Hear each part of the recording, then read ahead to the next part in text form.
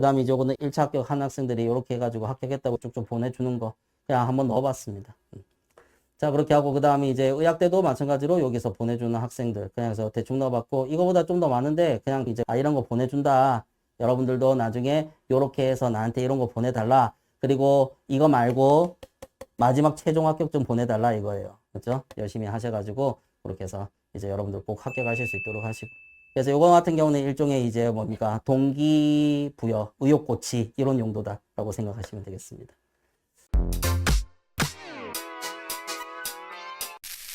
자, 그리고 이제 우리가 뭐 접종 문항이라고 하면 그냥 똑같은 거 몇 개만 그냥 보여드릴게요. 나머지들도 우리가 보면 그냥 뭐 수업 시간에 푸는 아주 평이한 문제들, 똑같은 문제들, 그냥 거의 비슷한 문제들 그런 걸로 다 구성이 되어 있습니다.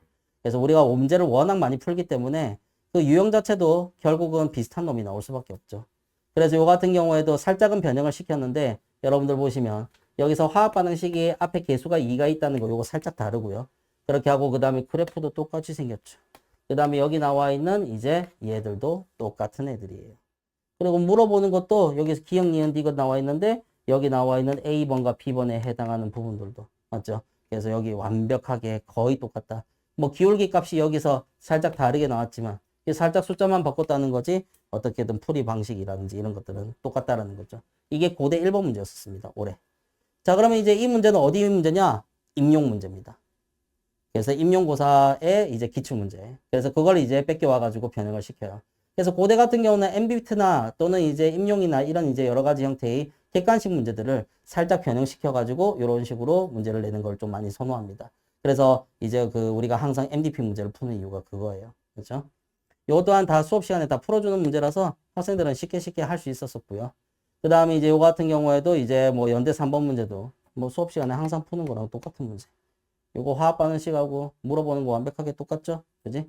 자, 그렇게 해서 요렇게 이제 물어보는 것들 자, 볼 수 있고. 자, 그 다음에 이제 요거 같은 경우도 뭐 흡열 반응이라든지 뭐 그래서 엔트로피가 양에 갚는 거. 자, 흡열 반응이면서 우리가 엔트로피 변화가 양수면 높은 온도에서 자발적, 낮은 온도에서 비자발적. 이거는 이제 뭐 우리가 수업 시간에 거의 뭐 연불하듯이 계속 입에 딱딱 붙여가면서 이제 외우는 건데 그래서 요거에 해당하는 부분들 이미 뭐 우리가 수업 시간에 푸는 이제 형태의 문제들로 맞지? 완벽하게 똑같은 문제입니다. 자, 그래서 나머지들도 완벽하게 똑같지 않아도 그래서 여러분들이 보시면 충분히 이제 그냥 다 푸실 수 있는 왜냐하면 이제 우리가 여기서 완벽하게 똑같지 않아도 수업 시간에 다 봤던 보기들이거든. 그렇기 때문에 이제 이런 분들 다 잘하실 수 있다는 거죠. 뭐 당국대 같은 경우도 이게 1번 문제였었는데 자, 그래서 요 1번 문제 요런 것들 스타일 뭐 수업 시간에 항상 하는 스타일이에요. 이거 근데 왜 이렇게 시커먼냐. 자, 어쨌든 그렇게 해가지고 여러분들 문제 완벽하게 똑같다는 것을 볼 수가 있을 거고 그 다음에 이제 여기서도 이제 요거 이제 되게 좀 특이한 거죠. 요게 이제 분석과학이에요. 제가 고급화학에서 분석과학을 항상 가르치면서 이거 같은 경우는 판서까지 예쁘게 해주면서 요거 외워라 요렇게 이제 얘기를 했었거든. 그래서 요게 그대로 나왔죠. 단대에서 분석과학이 나올 거라는 거는 저도 상상도 못했습니다. 그래서 이번에 좀 약간 경희대가 좀 허를 찌른 게 뭐냐면 정군이라고 하는 무기화학을 출제했었고 그 다음에 이제 단국대가 원래 분석화학을 안 냈었는데 이게 분석화학에 대한 은정적법을 그렇게 해서 출제를 했었어요. 그래서 이제 학생들이 원래 분석화학은 계명대나 또는 경성대에서 좀 많이 나오기 때문에 아마도 이제 단대 시험 칠 때 이걸 공부를 안 했었을 거야. 단대가 이제 우리가 경성대 계명대보다 훨씬 더 먼저 시험을 치니까. 그래서 분석화학은 나중에 경성대 계명대 칠 때 공부해야지 라고 해가지고 복습 안 하고 등한시한 학생들은 요거 틀렸고 그래도 꼼꼼하게 복습을 한 학생들은 요거 맞췄다라고 볼 수가 있습니다. 그래서 요거 같은 경우에도 수업 시간에 다 해드리는 거다라는 거죠. 그래서 여러분들이 수업 시간에 한 것들 이제 꼼꼼하게 다 복습하시면 크게 여러분들 벗어날 일이 없습니다. 진도에서 벗어날 일이 없어요. 자, 그 다음에 이제 요거 같은 경우는 이제 우리 교재에 있는 문제랑 똑같은 문제입니다. 딱 봐도 똑같이 생겼죠. 그래서 요 같은 경우에는 뭐냐면 이제 우리가 교재 스미스 유기화학의 테스트 뱅크입니다. 테스트 뱅크가 뭐냐면 우리가 그 저기 뭐냐 일반학 그 우리가 또는 뭐 유기화학도 마찬가지고 얘 같은 경우는 이제 여러분들 되게 유명한 교재들이 있잖아요. 맞죠? 외국 서적들 줌달 뭐 레이먼드 옥스토비 브라운 그 다음에 이제 유기 교재도 뭐 스미스라든지 브라운이라든지 맥머리라든지 이런 다양한 교재들이 있습니다. 그래서 그런 교재들이 뭐가 있냐면 교사용 자료가 있어요. 그래서 그 교사용 자료 중에 단원별로 구성되어 있는 테스트 뱅크라는 게 있습니다. 그래서 그걸 이제 내가 어떻게 알고 있냐. 저 같은 경우에는 이제 요즘은 이제 박사 학위가 있어야 시간 강사를 할 수 있는데, 우리 때까지만 해도 이제 석사까지 하고 박사 과정이 있으면 시간 강사를 시켜줬어요. 왜냐하면 이제 박사들이 워낙 월급이 짜다 보니까 그거라도 해서 그렇게 해서 어떻게든 수입을 얻어라 라고 해가지고 제가 그때 박사 과정에 시간 강사를 하면서 이 학교 저 학교 돌아다니면서 수업을 했었거든요. 자, 그래서 그렇게 하면서 이제 이런 여러 가지 테스트 뱅커에 대한 존재들도 알아냈고 그렇게 하고 그 다음에 제가 학원 일을 계속 하고 있었기 때문에 그래서 제가 그 사이플러스에 전화를 해가지고 그래서 나는 이제 그 저기 뭐냐 이론 쪽으로도 이제 수업하고 하고 있으니까 그래서 나한테 이제 그 수업을 할 수 있는 권한을 좀 달라라고 해가지고 정식으로 계약을 맺어가지고 그래서 저 같은 경우에는 이제 그 사이플러스라고 하는 화학 서적을 굉장히 좀 약간 이제 그 많이 관여하고 있는 이제 우리 어떻게 보면 이제 대한민국에서 제일 큰 번역 회사입니다. 그래서 거기 이제 정식으로 거기 나오는 교재들을 다 수업을 할 수 있는 강사로 등록이 돼 있어요. 그렇기 때문에 이제 여러분들이 뭐 네이버에서 줌달 쳐보면 윤기세 나오고 윤기세 쳐보면 줌달 나오고 그런 것들 여러분들 많이 보실 수 있을 건데 그래서 그게 이제 전부 다 이제 그 출판사하고 전부 다 정식으로 계약을 맺어서 이제 자료를 쓸 수 있기 때문에 가능한 겁니다. 그래서 이제 그거 같은 경우에는 이제 여러 가지 이제 그러면 제가 정식으로 계약을 맺은 강사니까 이런 여러 가지 자료들을 다 가지고 있겠죠. 그래서 그 중에서 괜찮은 문제들은 우리 교재에 다 들어가 있다는 거지. 그래서 그런 여러 가지 부분들 여러분들 풀어보시면 그러면 이제 이런 식으로 똑같은 문제들을 구경할 수가 있다는 거죠. 그래서 결국은 이제 어디선가 뺏겨서 낼 수밖에 없는데 그걸 어디서 뺏겨낼 거냐 그런 여러 가지 부분들을 우리가 가능성이 있는 여러 가지 부분들을 모조리 다 열심히 그래서 꼼꼼하게 다 볼 수 있다라는 거지. 자, 그래서 어쨌든 뭐 이런 것들도 있고 강원대도 마찬가지로 이건 정말 진짜 양심도 없다 그지? 똑같이 생겼잖아요. 그지? 자, 그렇게 해서 요렇게 이제 정말 진짜 토시 하나 안 틀리고 똑같은 문제들도 있고 자, 그 다음에 이제 이것도 마찬가지로 그래프를 얘가 저작권법 위반하기 싫어가지고 그래프만 지우고 여기서 넣어놓은 거 똑같은 겁니다. 맞죠? 그래서 이런 식으로 해서 완벽하게 똑같은 문제들을 여러분들 볼 수 있다라는 거죠. 자, 그 다음에 이제 요것 또한 마찬가지로 여기에서 요거는 내가 보니까 이 조교가 요걸 적어와야 되는데 이거는 그냥 빼먹은 것 같고 그 다음에 여기서 물어보는 요 부분들이 여기서 다 들어가 있습니다. 자, 그래서 수업 시간에 하는 것들이 거의 보면 대부분 다 똑같이 나온다라는 거죠. 그리고 내가 여러분들 그 지금 단원별 문제풀이하고 학교별 문제풀이하고 이 교재를 만든 지 지금 한 3, 4년 정도 지났기 때문에 일단은 시중에 이 교재들이 많이 돌아다니고 있어요. 그래서 편입 문제로서 애들이 어떤 문제를 푼다는 건지 대충 알기 때문에 학교에서 출제하는 이제 그걸 어느 정도 참고를 해서 문제를 냅니다. 그래서 아마도 이제 이런 부분들을 참고해서 문제를 내지 않았나. 그래서 똑같은 문제가 나오지 않냐. 나는 그렇게 생각을 하거든요. 열심히 꼼꼼하게 공부하시면 그러면 뭐 똑같은 문제도 볼 수 있고 되게 비슷한 문제다. 아, 이거는 그냥 뭐 바로바로 풀 수 있는 문제다. 그런 문제들이 대부분이에요. 그래서 화학은 여러분들 열심히 하냐에 따라서 얼마나 열심히 하냐에 따라서 달라질 수 있는 부분입니다. 자, 그 다음에 이제 여러분들 제일 관심 있어 하는 의치한수 약대입니다. 자, 일단은 MDP 문제에 비해서 굉장히 단순해요. 그게 무슨 말이냐면, 우리가 MDP 문제를 우리가 수능 스타일, 추론형이라고 이렇게 이제 얘기를 하거든요. 자, 그런데 이제 요런 스타일의 문제를 이제 내는 게 아니라, 우리 편입 문제 같은 경우는 딱 이제 뭐냐면, 중고등학교 내신 시험. 자, 다음 중 옳은 것을 고르세요. 틀린 것을 고르세요. 1, 2, 3, 4, 5. 이런 식으로 이제 냅니다. 그래서 문제가 굉장히 직관적이에요.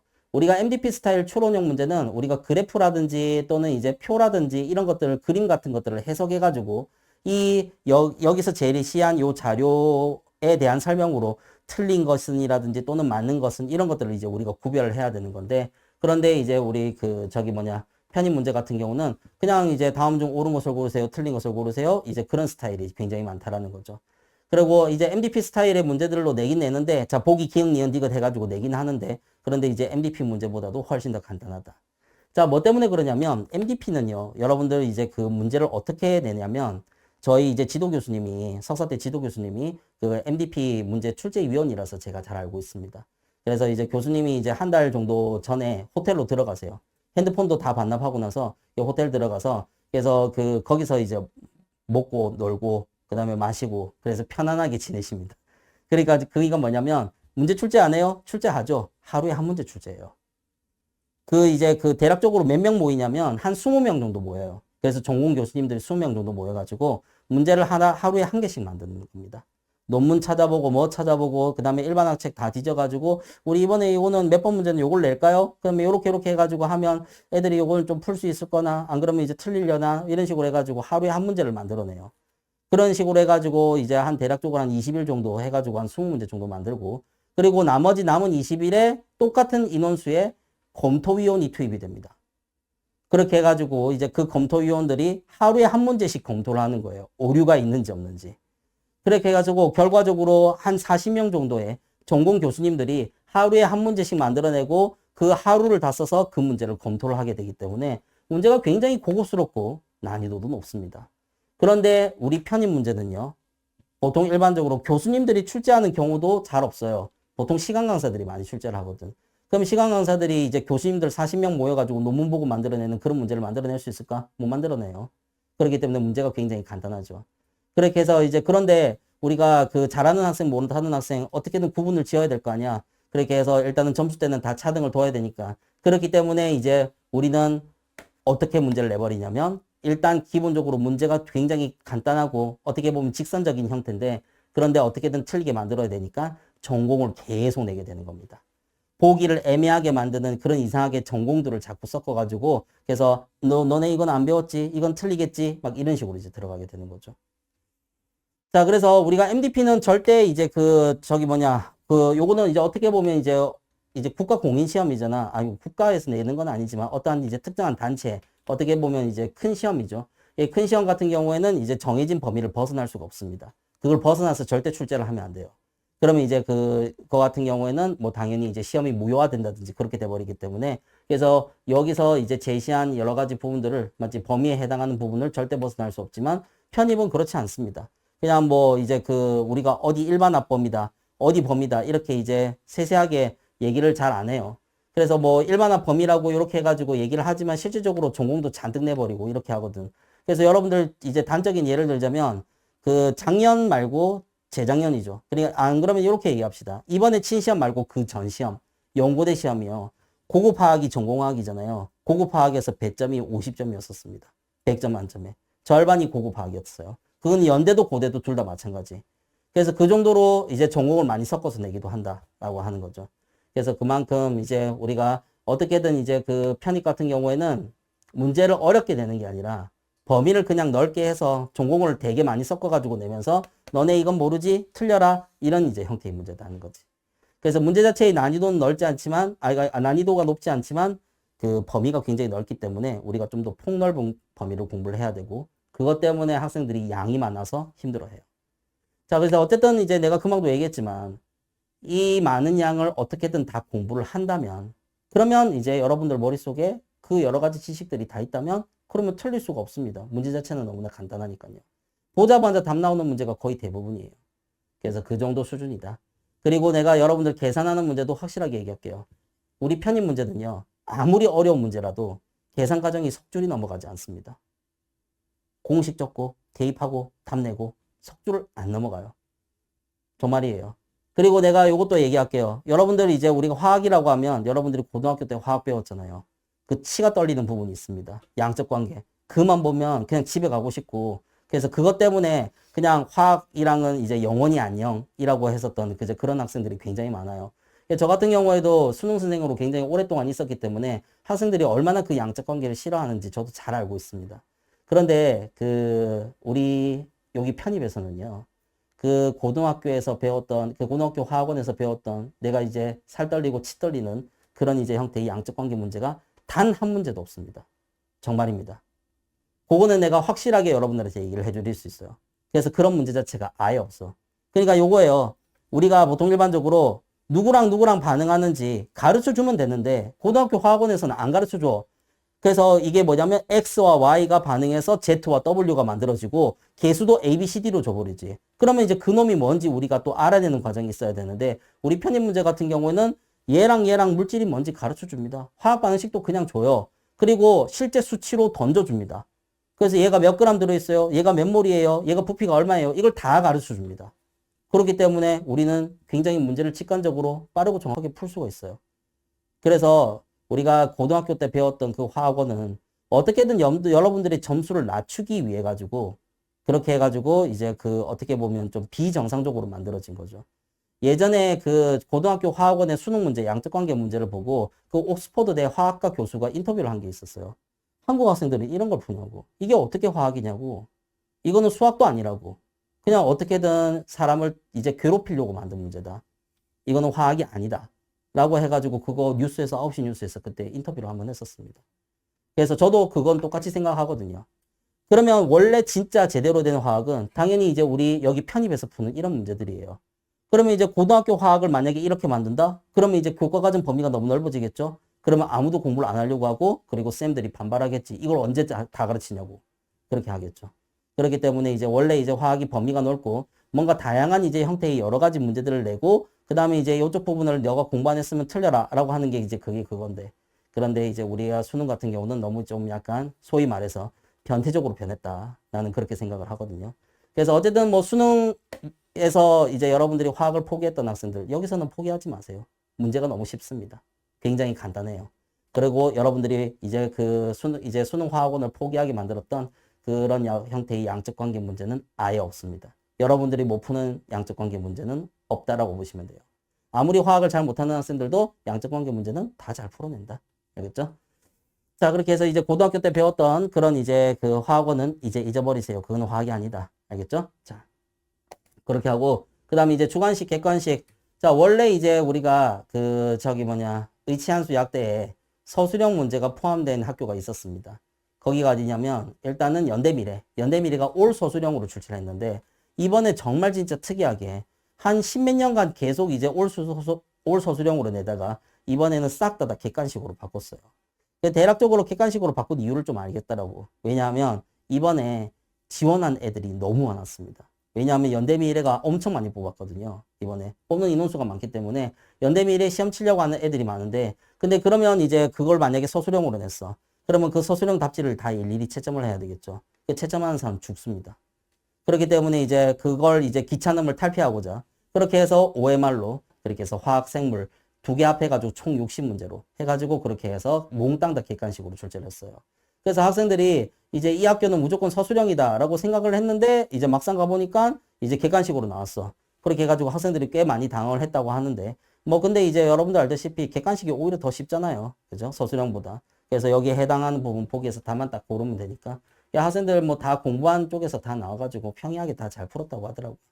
그래서 이것 또한 마찬가지로 내가 금방 얘기했던 화학 시험은 참 잘 쳤는데 생물이 관건이었다. 맞죠? 그렇게 생각을 할 수 있습니다. 자, 그래서 서술형도 마찬가지로 연대미래가 일단은 그 객관식으로 좀 바뀌긴 했는데, 근데 내가 정확하게 모르겠어요. 요때만 객관식을 냈는지, 내년에도 객관식을 낼 건지, 서술형을 낼 건지, 그거는 제가 전혀 알 수는 없습니다. 그래서 그거 같은 경우는 이제 한 몇 년 지나봐야 알겠죠. 그래서 일단은 이제 작년 기준으로는 일단 서술형이 좀 빠졌다라고 생각하시면 되고, 그리고 주관식이 나오는 학교가 있는데 전남대가 마지막에 한 5문제 정도가 단답형 주관식입니다. 그리고 구조 그리세요. 뭐 이런 것들도 있고. 그리고 대구 카톨릭대학교가 맨 마지막 5문제가 또 이제 우리가 주관식 같은 형태의 서술형이에요. 그래서 뭐 답만 적으면 되니까. 그래서 뭐 그거 같은 경우는 내가 단답형 주관식이라고 얘기를 하겠습니다. 그래서 그런 식으로 이제 주관식이 섞여서 나오는 학교들. 올 주관식은 없고, 그 다음에 이제 얘 같은 경우는 의치한수 때는 주관식이 일부 섞여 나오는 학교들이 있다. 여러분들이 그렇게 생각하시면 돼요. 자, 그리고 이게 가장 중요한 거죠. 내가 아까도 얘기했지만 일반화학, 유기화학뿐만 아니라 전공화학. 이 전공화학이라고 하면 물리화학이라든지 분석화학, 그 다음에 이제 또는 무기화학 같은 이런 전공 파트에서도 출제를 많이 합니다. 그리고 이번에 경희대 1번 문제가 정군이었어요. 정군이 무기화학 3학년 전공 내용이거든요. 그렇게 해서 이제 그거 같은 경우는 내가 항상 이제 학생들한테 수업을 해줍니다. 혹시라도 나오면 맞추라고. 근데 그게 경희대에서 나올지는 나도 꿈에도 상상조차도 못했어요. 그래서 1번으로 딱 이제 나와가지고 일단은 기죽이기를 먼저 했지. 너네 이거 안 해? 모르지? 틀려라? 이런 식으로 해가지고 그렇게 해서 이제 내가 이제 수업 시간에 했던 부분들을 꼼꼼하게 했었던 학생들은 거의 대부분 다 맞췄고, 왜냐하면 아주 기본적인 걸 물어봤거든요. 자, 그렇게 해서 이제 그런 식으로 전공화학을 이제 굉장히 좀 많이 낸다라고 하는 거죠. 그래서 이번에 단대도 그랬고 중앙대도 그랬고 어떻게든 학생들이 너무 잘하니까 화학시험을 너무 잘 치니까 어떻게든 점수를 깎아야 되는데 그걸 깎으려고 하면 전공을 계속 섞을 수밖에 없다. 그렇게 생각하시면 됩니다. 자, 그런 식으로 해서 전공이 이제 가면 갈수록 더 많이 중요해질 거다 이거죠. 자, 여러분들이 원하는 이제 학교별 스타일입니다. 몇 문제 나오고 그 다음에 난이도는 어떻고 범위가 어떠냐 이렇게 해서 쭉 적어봤는데 이 문제들을 다 가지고 있어야 이런 분석을 할 수가 있겠죠. 내가 얘기했잖아. 조교들이 가서 열심히 복귀해 온 거 여러분들 편하게 푸시면 됩니다. 여러분들 뭐 이제 기출문제 구하려고 하는 그런 노력들을 많이 하시는데 전혀 하실 필요 없어요.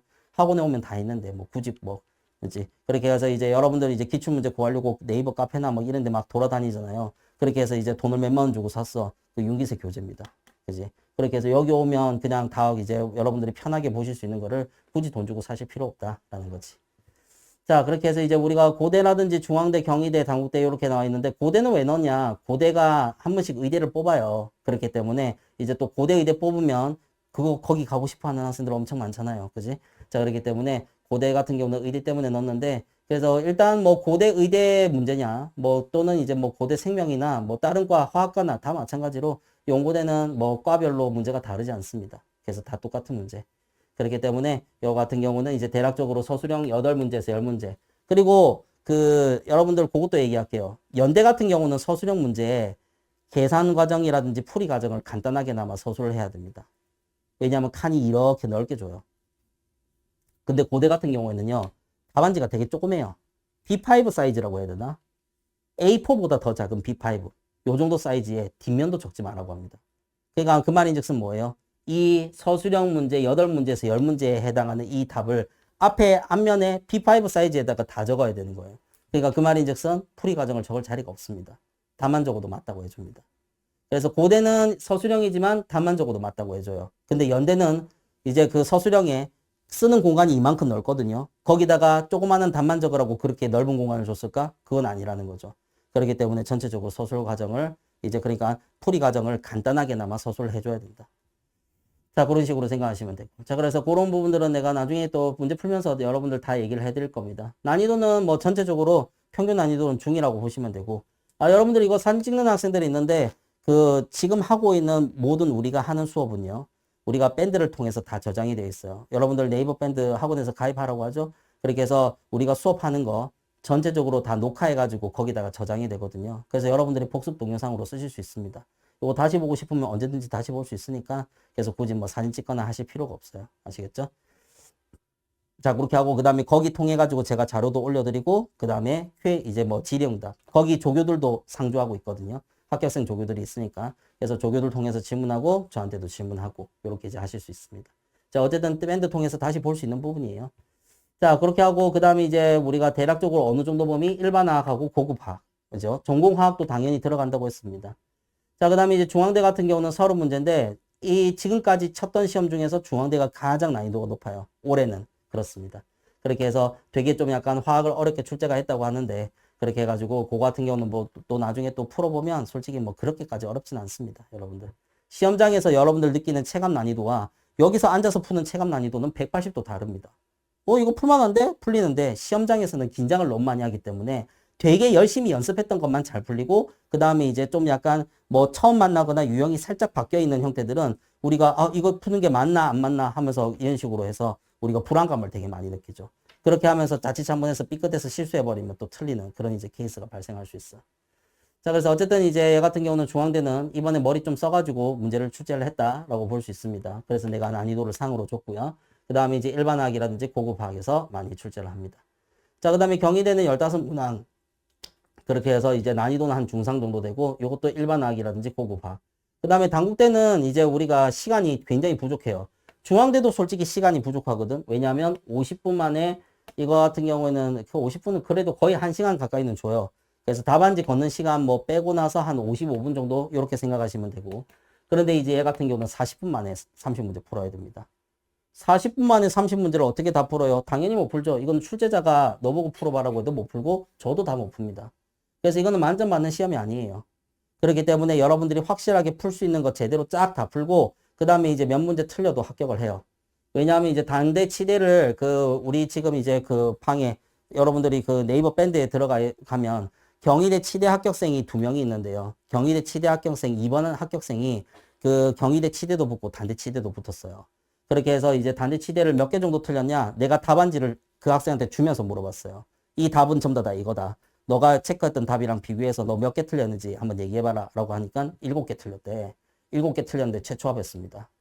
그렇기 때문에 이거 같은 경우는 다 맞추려고 그러니까 다 맞추려고 하는 이제 시험이 아니라는 거지. 적당히 틀려도 돼요.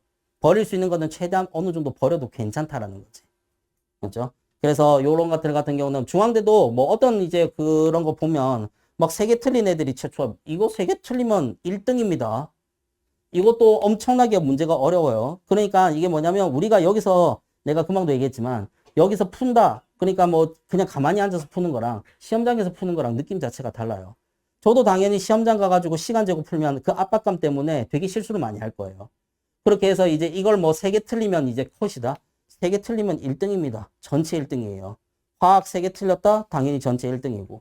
그리고 중앙대 약대 붙은 학생, 경희대 치대 합격생 1번 합격생이 그래서 여러분들 밴드에 1번 합격생이 경희대 치대도 붙었고 중앙대 약대도 붙었거든요. 근데 이제 걔한테 물어봤어. 몇 개 틀렸냐? 라고 하니까 6개 넘게 틀린 것 같아요. 이거 하나는 내가 이거 답을 뭘 체크했는지 기억이 안 나는데 이거 최소한 6개 틀렸다고 했습니다. 그러니까 100점을 안 맞아도 된다는 거예요. 그래서 중앙대라든지 당국대는 조금 틀려도 괜찮다.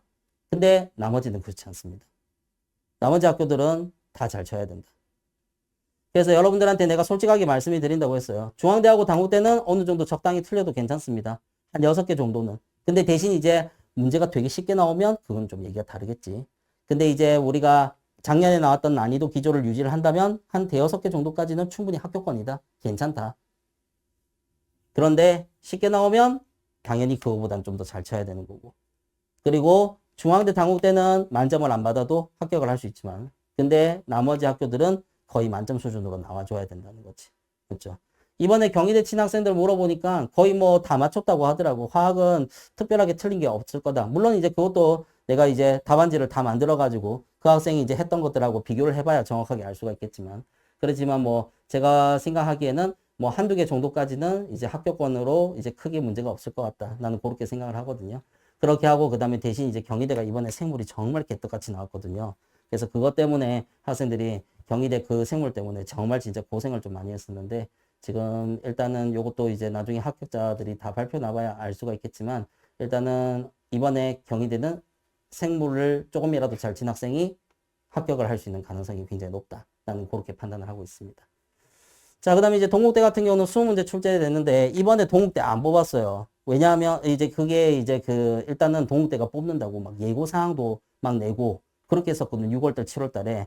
그래서 뭐 어떻게 한다 뭐 이런 식으로 이제 해놓고 나서 근데 마지막에 그 저기 뭐냐 마지막에 이제 우리가 전형 뜨잖아요. 11월 말이나 12월에 이렇게 전형을 봤는데 동국대가 떴다 하길래 도대체 몇 명 뽑는지 궁금해서 봤는데 약대가 없어.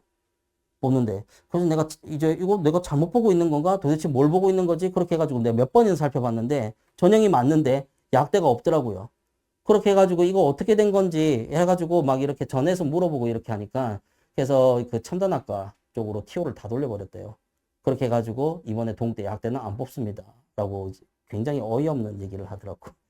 예고사항까지 다 내놓고 그 다음에 이제 안 뽑은 배신을 때린 동국대. 자, 그래서 일단은 난이도는 이제 우리가 좀 어떻게 보면 중앙대랑 좀 비슷한데 경희대, 중앙대 아니지 중앙대하고 비슷하다기보다는 경희대랑 오히려 좀 더 비슷해요. 난이도 평균적인 난이도 형태는. 자, 그렇게 해서 우리가 일반학, 고급 과학 정도 수준이다.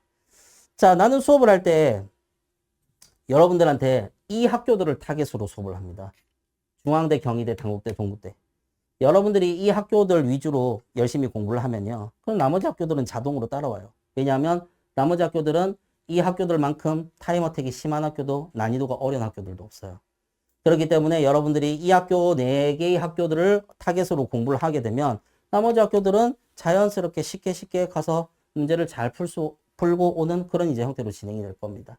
그렇기 때문에 우리는 공부를 할 때 항상 이제 의치한수 약대 학생들은 경희대라든지 중앙대라든지 또는 이제 당국대, 그 다음에 동국대 요 정도 수준의 타겟을 잡아가지고 공부를 시킬 거고 이제 거기에 따라 가지고 여러분들이 이 정도 수준의 난이도 그리고 이제 이 정도 수준의 뭐 이제 우리가 문제 푸는 능력이라든지 시간에 맞춰 가지고 몇 문제 풀어야 된다. 이런 것들을 다 세팅을 해서 연습을 하게 될 거예요.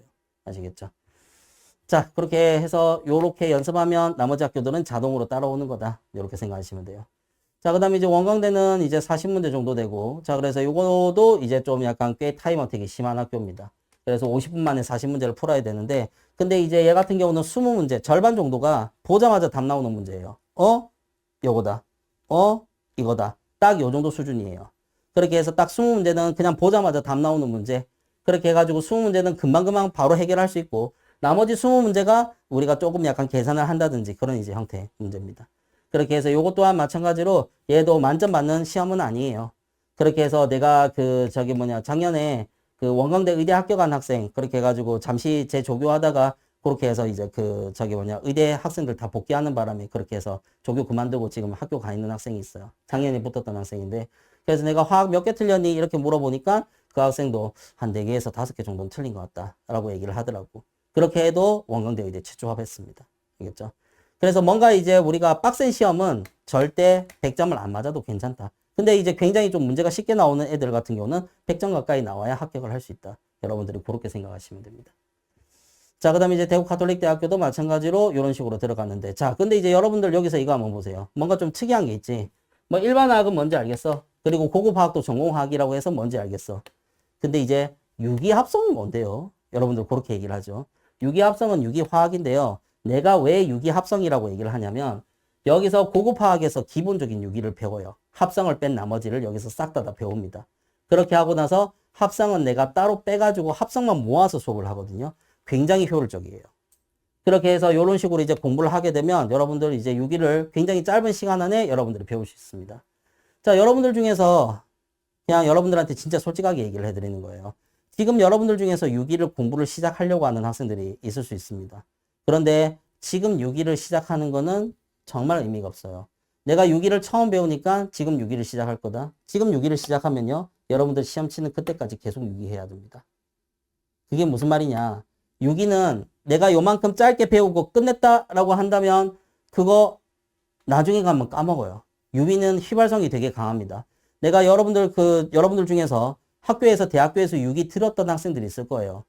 그렇게 해서 그 유기 들었던 학생들 유기화학 공부를 열심히 합니다. 중간고사, 기말고사 대비로 하고 나서 일주일, 열흘 지나면요. 까먹어요. 내가 이걸 그때 봤었던가? 기억조차 없어. 시험 치는 용도로 달달달 외우거든요. 그렇게 해서 그런 식으로 이제 공부를 해버리면 결국은 이제 계속 까먹고 그러면 상반기 때 내가 유기 공부했어. 하반기 때 유기 공부 안 할 거야? 다 까먹어요. 그러니까 결국은 여러분들이 쓸데없이 시간 낭비를 하게 되는 겁니다. 그래서 내가 유기 전공자니까 여러분들한테 훨씬 더 정확하게 얘기를 해줄 수 있어요.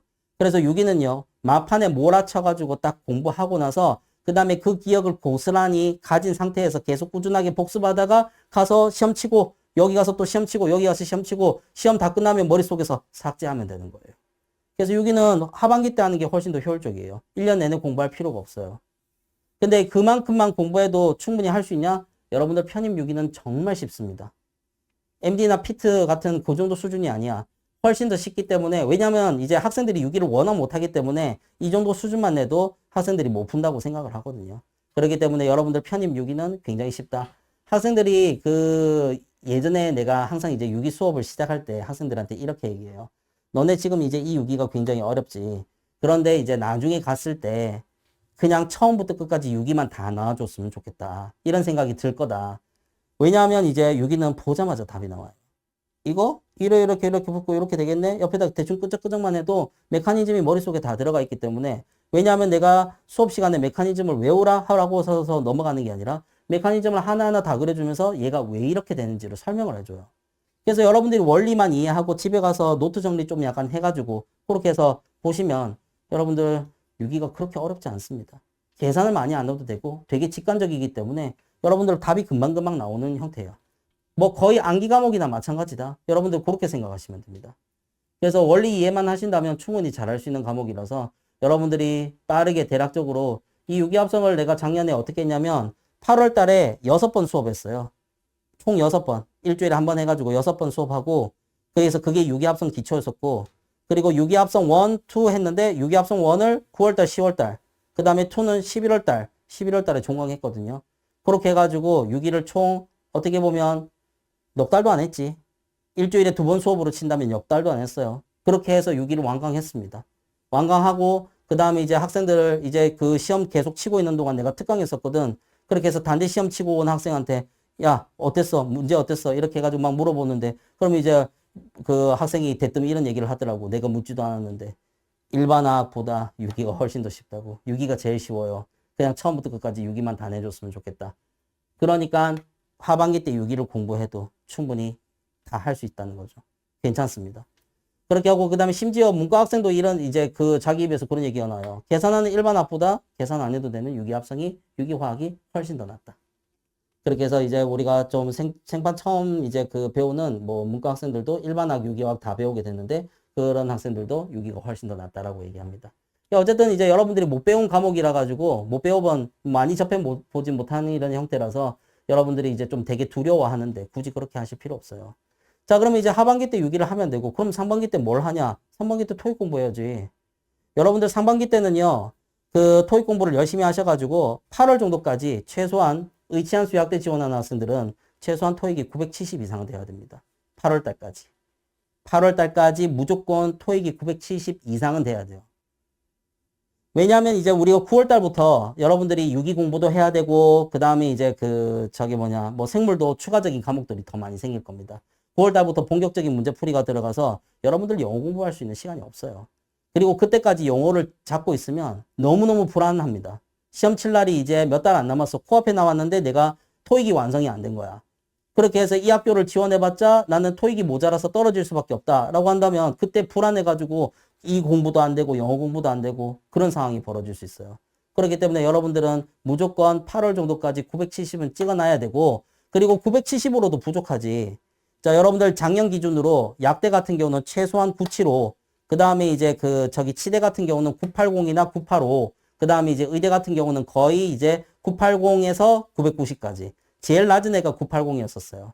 근데 이제 그런 경우가 이제 그 980이 좀 드물고 거의 대부분 이제 토익은 만점 이런 식으로 들어가는 형태가 좀 많았었는데 그래서 어쨌든 내가 여러분들한테 얘기를 하는 거는 일단 기본적으로 우리가 8월 달까지 970 정도는 만들어 놔야 되고 그 왜 970이라고 얘기하냐면 토익의 공부가 끝나는 시점이 970이거든. 그러면 970 이후로는 뭐가 필요하냐? 스킬이 필요해요. 요령이 필요하다는 거지. 그래서 내가 그 작년에도 그 어떤 학생이 있었는데 그 학생이 975를 7번을 맞은 거예요.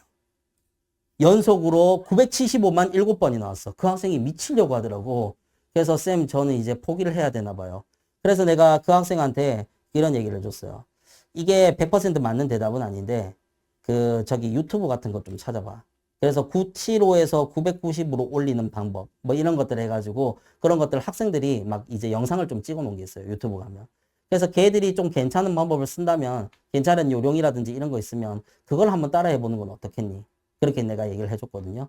그래서 그 얘기를 듣고 나서 그 다음에 걔가 980으로 올랐어. 한 번 더 쳐가지고 990 만점을 받았습니다. 그렇게 해가지고 이제 이번에 이제 여러 군데 1차를 합격했다고 그래서 저한테 또 얘기를 해주더라고요. 그래서 마지막에 970 그러니까 내가 8월 달까지 970을 찍으라 하잖아. 970을 딱 찍어 놓고 그 다음에 그 이후로 얘 같은 경우에는 계속 시험만 보러 다니는 거예요. 영어 공부는 끝났으니까 이미 알 만큼 알았어요. 이론에 대해서는 이미 끝난 거야. 970이면. 그러면 이 이후로부터는 스킬만 필요한 거지. 그렇게 해서 내가 뭐 학원의 쌤의 도움을 받던 안 그러면 유튜브 영상에 토익 점수 좋은 애들에 대한 이제 그런 이제 여러 가지 스킬을 따라 하던 해가지고 이제 990 딱 찍고 이런 식으로 끝내는 거죠. 그러면 이제 충분히 몇 번 더 시험 안 쳐가지고 여러분들이 다 원하는 점수대를 받아낼 수 있단 말이죠. 자, 그래서 상반기 때는 무조건 토익 공부를 해야 된다는 거지. 그렇게 해서 토익을 8월 달까지 970을 만들어 놔야 돼. 자, 그러면 이제 여러분들 중에서 그런 학생이 있어요. 나는 태생적으로 영어를 잘해요. 난 이미 토익 만점인데요. 물론 있을 수 있습니다. 많지는 않지만 있을 수 있거든요. 그런 학생들 같은 경우에는 만약에 봉사활동이 있으면 그러면 유기 공부를 해도 되고 봉사활동이 없으면 봉사활동을 하는 거예요. 자, 여러분들 봉사활동은요. 보통 일반적으로 너도 나도 다 있습니다. 여러분들 딱 핸드폰 같은 개념이에요. 여기에 있는 학생들 중에서 핸드폰 없는 학생이 있나요? 다 있죠. 봉사활동도 딱 그런 개념이에요. 봉사활동은 어느 정도 하면 되냐면 20시간에서 30시간 사이. 그래서 그 같은 경우는 대학교에서 했던 거면 더 좋습니다. 고등학교 때 했던 거는 인정을 안 해줄 수도 있으니까. 많이도 필요 없어요. 20시간에서 30시간 정도. 그래서 뭐 대학병원 약제부라든지 안 그러면 저기 치매안심센터 이런 데서 사람들 좀 도와주는 이제 봉사 같은 이제 그런 이제 그러니까 말 그대로 봉사활동이 말 그대로 남한테 봉사를 해주는 거잖아요. 그렇게 해서 이제 그런 이제 형태들을 그 좀 거의 대부분 이제 뭐 대학병원이나 이런 데서 좀 약간 많이 하더라고. 그래서 내가 금방 얘기했던 것처럼 치매안심센터나 이런 데서도 그래서 한 20시간에서 30시간 정도 이렇게 채워놓는 형태로 공부하기 싫을 때 거기 가서 봉사활동 해가지고 좀 채워놓으면 되고 굳이 꼭 내가 금방 언급했던 그 두 가지 종류가 아니어도 대학교에서 한 봉사활동이 있다면 그거 쓰셔도 괜찮습니다. 그죠? 그렇게 하고 나서 그 다음에 이제 만약에 혹시라도 내가 봉사활동까지도 다 완벽하다. 토익도 만점이다. 그러면 이제 화학에 대한 베이스가 어느 정도 갖춰졌으면 이제 우리가 내가 얘기했던 이 6일을 미리 땡겨서 들어도 됩니다. 내가 한 3월 달 정도에 그런 학생들이 있을 수 있을 것 같아가지고 작년에 내가 유기화학 풀 패키지라고 하는 이제 그 프로그램을 개설을 했어요. 그래서 작년 6일을 좀 더 빠르게 땡겨서 들을 수 있는 그런 이제 그걸 했었는데 그래서 그렇게 해서 6일을 들으라고 했었던 학생들이 한 20, 그래서 그렇게 신청하는 학생들이 한 25명 정도 됐었어. 그렇게 해가지고 이제 그 학생들이 6일을 빨리 땡겨서 들었는데 근데 중요한 거는 그 중에 절반 이상이 실패를 했어요. 왜 실패를 하냐면 일단은 내가 6일을 빨리 땡겨서 들으라고 해서 이제 그 강의, 그 프로그램을 해가지고 이제 우리가 원래 정가보다 60% 이상을 싸게 해가지고 그렇게 해가지고 학원에 요청을 해서 그 프로그램 만들어 놨다는 거지. 패키지를 팔았는데 그래서 그 학생들이 그래서 토익 점수가 다 완성이 되어 있고 봉사활동도 다 되어 있구나 할 거 없는데요. 그래서 6일 빨리 땡겨서 들으라고 해서 그걸 이제 해서 애들한테 구매하라고 했더니 애들이 안 듣는 거예요. 왜냐하면 재미가 없거든. 혼자 듣고 있으니까. 그리고 이거 유기는 또 맨 처음에 또 생소하잖아요. 그렇게 하니까 이게 무슨 말이지? 이게 무슨 말이지? 내가 듣고 나서 나한테 가져와서 질문하라고 했는데 근데 그것조차도 안 한 거예요. 거의 절반 이상이 실패를 하고 정규 과정에 다시 또 들어왔습니다. 정규 과정 개설하니까 그래가지고 너 패키지 사지 않았냐고 그렇게 얘기하니까 쌤 정말 혼자 듣기 너무 싫어가지고 재미가 없어가지고 못 듣겠다고 그렇게 해가지고 결국은 이제 돈 날리는 그런 이제 케이스를 내가 많이 봤어요. 자, 그래서 내가 여러분들한테 얘기를 하는 건 뭐냐면 여러분들 중에서 만약에 혹시라도 내가 이렇게 앞에 상반기 시간이 아깝다라고 한다면 6일을 땡겨서 들어도 되는데 근데 이제 내가 얘기했지만 6위는 계속 휘발성이 강하기 때문에 결국은 끝까지 공부를 해야 되는 과목이에요. 그렇기 때문에 하반기 때 들어가지고 그 다음에 그 기억을 고스란히 끌어안고 계속 유지하면서 바로 시험장 가가지고 시험을 치고 그 다음에 이제 깔끔하게 나중에 이제 다 버린다. 이렇게 하는 게 훨씬 더 효율적이겠죠. 1년 내내 공부를 계속 해야 되는 것보다는 훨씬 더 그게 낫잖아요. 그리고 6일을 공부할 시간에는 지금 토익 공부를 할 시간입니다. 토익을 무조건 공부해서 영어 성적을 다 완성시켜 놓고 나중에 후반기 때 전공 공부를 하는 게 그게 맞다라고 그렇게 얘기를 할 수가 있어요. 자, 그래서 일단은 여러분들은 지금 이제 현재는 화학하고 생물하고 공부하는 건 맞습니다. 그래서 그거는 완전 기본이기 때문에 당연히 하셔야 되고 6위 같은 이제 우리가 특수한 과목들 같은 경우는 하반기 때 하고 3반기부터 여러분들이 하실 필요는 없다. 난 정말 솔직하게 얘기를 해드립니다. 내가 여러분들도 알다시피 내가 6위 전공자인데 저기 3반기부터 6위를 깔아도 되잖아요. 근데 그게 여러분들한테 전혀 의미가 없어요. 여러분들 괴롭히는 것밖에 더 되는 거. 나는 그렇게 생각을 하거든요. 그래서 여러분들이 딱 이제 필요한 만큼만 수업을 이제 들을 수 있도록 그렇게 하는 게 그게 이제 원래 선생이 이제 의무라고 생각하는 사람이기 때문에 그래서 여러분들은 6위 충분히 하반기 때 하셔도 6위 절대 안 틀립니다. 걱정하실 필요 없어. 자, 그렇게 하고, 그 다음에 이제 여기 뒤쪽에 고신대라든지 연대미래. 자, 이번에 이제 원래 연대미래가 서술형으로 나올 때는 11문제에서 많으면 이제 15문제까지 나옵니다. 밑에 새끼 문제가 한 두세 문제 정도 달려있는 그런 형태라서. 그렇게 해서 요 같은 경우에는 이제 우리가 객관식으로는 28문제인데, 그 서술형으로 따져도 우리가 새끼 문제까지 생각한다면 한 이제 30문제 정도 나오는 건 맞아요. 그렇게 하고 문제 수는 거의 비슷했었다. 그렇게 하고 그 다음에 이제 우리가 일반학, 고급학, 유기합성 이렇게 나오는데 연대미래는 아주 특이하게요. 유기가 절반이 넘습니다. 보통 일반적으로 우리가 학교마다 조금씩 다른데 평균적으로 일반학, 고급학, 그 다음에 유기 이 비중이 일반 고급이 7, 그 다음에 유기가 3, 요 정도의 7대 3의 비중을 가지거든요. 그래서 우리가 전체적으로 평균을 냈을 때 그 정도인데 근데 연대미래는 항상 일반 고급하고 유기가 5대 5였었어요. 6위가 더 많이 출제될 때도 있었고.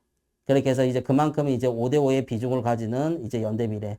근데 연대미래는 의대치고 좀 약간 특이한 그런 이제 형태의 케이스고. 그리고 여기에 뒤쪽에 나오는 약대들 있잖아. 약대들 중에서 뭐 우리가 충남대라든지 그 다음에 이제 충북대는 이번에 뭐 시험이 없어졌지만 그렇게 해가지고 이제 그 충북대, 이전의 충북대도 마찬가지로 그 다음에 이제 여러 가지 학교들도 일반화학하고 유기화학하고 딱 반반씩 내는 학교들도 있습니다. 그래서 어쨌든 이제 그만큼 유기화학이 우리가 특히나 약대라든지 또는 이제 특이한 이제 연대미래나 이런 쪽에서는 굉장히 중요하다라고 하는 거죠. 그래서 이제 보통 일반적으로 학생들이 그렇게 뭐 유기가 별로 안 중요하다 이런 얘기를 여러분들 많이 듣죠. 그거는 이제 어떤 학교 대상이냐면 중앙대 경희대 대상이에요. 중앙대 경희대가 유기합성이 나오긴 나오는데 굉장히 소소하게만 나오거든. 그렇기 때문에 중앙대 경희대는 유기화학이 그러니까 유기합성 자체가 그렇게 중요하진 않다. 그런데 나머지 학교들은 유기합성이 굉장히 중요합니다. 6기 공부 안 하면 그러면 이제 큰일 난다는 거죠. 왜냐하면 6기는 조금만 제대로 공부해도 안 틀립니다. 다 맞춰요. 남들 다 맞추고 있는 문제를 나 혼자서 다 틀리고 있으면 당연히 나는 불합격입니다. 그렇게 해서 6기 귀찮더라도 나중에는 공부를 꼭 하셔야 된다라는 거죠. 6기 공부할 시간이 없어요. 그건 변명이에요. 그거는 그냥 시험 안 치러 가고 그냥 떨어지겠다라는 말과 결국은 똑같은 거야. 그렇기 때문에 남들 다 맞추는 거를 혼자서 다 틀린다? 그건 말도 안 되는 거죠. 자, 그 다음에 이제 강원대 수의대라든지, 그 다음에 동아대, 경성대. 동아대는 올해 처음인데 다 복귀해왔지. 한 문제도 빠짐없이 깔끔하게 여러분들한테 보여드릴 수 있습니다. 그리고 경성대, 계명대. 자, 이 두 학교는요, 정말 진짜 놀랍도록 얘가 지금 스타일이 되게 비슷해요. 범위도 그렇고. 그래서 또 둘 다 분석과학이 출제가 된다는 공통점도 가지고 있습니다. 그리고 이번에 이제 계명대 시험의 맨 마지막 문제가 내가 특강할 때 분석과학을 좀 더 해줘야 되겠다는 그런 생각이 들더라고. 그래서 분석과학에 대한 추가적인 여러 가지 내용들을 좀 했었는데, 그래서 거기서 이제 맨 마지막에 우리가 띠넓힘이라고 하는 그런 이제 스펙트럼 분석하는 이제 그 방법에 대한 여러 가지 부분들을 했었는데, 계명대 맨 마지막 문제 띠넓힘이 올해 다 반으로 나왔습니다. 그렇게 해가지고 이제 내가 특강 때 그걸 1월 5일 날 수업을 해줬는데, 그래서 정확하게 딱 열흘 뒤에 애들이 시험 치러 가가지고 그렇게 해서 띠넓힘을 보고 바로 맞췄다. 이렇게 이제 볼 수 있어요. 그래서 그것도 나중에 여러분들을 가서 또 얘기를 해드릴 겁니다. 그래서 어쨌든 뭐 우리가 수업 시간에 한 부분만 꼼꼼하게 한다면 뭐 특별하게 벗어날 건 없다. 여러분들이 그렇게 생각하시면 돼요. 자, 그 다음에 이제 오늘 3.6대 시험 치고 왔겠다. 그죠? 자, 이렇게 해가지고 이제 3.6대 뭐 대략적으로 어렵지 않아요. 우리가 오늘 원광대하고 3.6대하고 시험을 친 날인데 그 날짜가 겹쳐가지고 학생들이 나뉘었어요. 이 원광대 같은 경우에는 이제 그 저기 토익 점수가 좀 괜찮은 애들. 왜냐하면 토익에서 1차 컷을 해버리니까. 그래서 그런 이제 학생들이 이제 원광대 지원해서 시험 치러 갔고, 그 다음에 3.6대 같은 경우는 아주 특이하게 토익이 900 이상이면 다 만점 처리를 해주기 때문에 토익 점수가 낮은 애들 같은 경우는 3.6대를 치러 갔죠. 그래서 그만큼 또 3.6대가 솔직히 얘기해서 거기 그거보다 좀 쉬워. 그러니까 원광대 문제보다 좀 더 쉽거든요. 그래서 3.6대로 좀 많이 몰리는 그런 이제 형태가 있었습니다. 그리고 또 이번에 또 3.6대가 뽑기도 또 많이 뽑았어. 7명인가 8명인가 뽑거든요. 그렇기 때문에 3.6대로 이번에 좀 학생들이 많이 갔을 겁니다. 문제 자체는 어렵지 않습니다. 그렇게 해가지고 쉽게 푸실 수 있는 문제야. 자, 그 다음에 이제 충남대. 자, 충남대가 이번에 문제가 되게 어렵게 나왔습니다. 그래서 일단 전체적으로 처음부터 끝까지 다 어렵다가 아니라 맨 마지막에 한 서너 문제 정도가 되게 좀 어렵게 나왔더라고. 그래서 내가 이제 복귀해온 문제를 봤어요. 그렇게 해서 이제 보니까 얘 같은 경우는 마지막에 조금 어렵게 냈네 이런 생각이 들더라고. 그러고 보니까 이건 문제수를 안 고쳐놨는데 25문제가 나왔습니다. 자, 그렇게 하고 나서 그 다음에 전체적으로 일반학, 고급학, 유기합성 그렇게 하고, 그 다음에 이제 전남대는 마지막 5문제가 주관식으로 나옵니다. 전남대는 문제 그렇게 어렵지 않습니다. 그냥 뭐 평이한 수준이다. 전북대도 마찬가지고요. 그렇게 하고 그 다음에 이제 우석대는 문제가 여러분들 보면이죠. 나중에 여러분들한테 우석대 문제 여러분들 보시면 알겠지만 정말 진짜 어이가 없을 정도로 쉽습니다. 도대체 이걸 시험 문제라고 낸 건지 뭐 하자는 건지 모를 정도로 이제 이 40문제가 전체적으로 솔직히 얘기하면 문제가 형편없어요.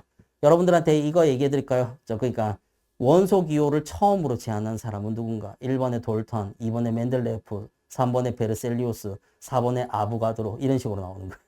그러니까 그 여러분들 문제를 보면 정말 쉬워도 너무 쉽다. 이게 중학교 문제인지 뭔 문제인지 일반 상식 문제인지 모를 정도로 엄청나게 쉬운 그런 이제 형태의 문제들로 좀 많이 구성이 되어 있어요. 근데 뭐 이게 처음부터 끝까지 다 그렇다는 건 아니고 뒤에 가면 좀 살짝 난이도가 있는 문제들도 있습니다. 자, 그래서 어쨌든 이제 우석대는 문제 자체가 굉장히 좀 쉽다라고 생각하시면 돼요. 자, 그 다음에 이제 조선대도 이번에 처음으로 시험을 쳤죠. 지대하고 약대하고 뽑는다라고 해가지고 나는 맨 처음에 동아대하고 조선대가 1차에서 우리가 성적 비중이 필기고사 비중이 그 조선대는 80이고 동아대는 70이더라고. 그래서 나는 맨 처음에 얘들이 문제가 되게 어렵게 낼 거라고 생각을 했었어요.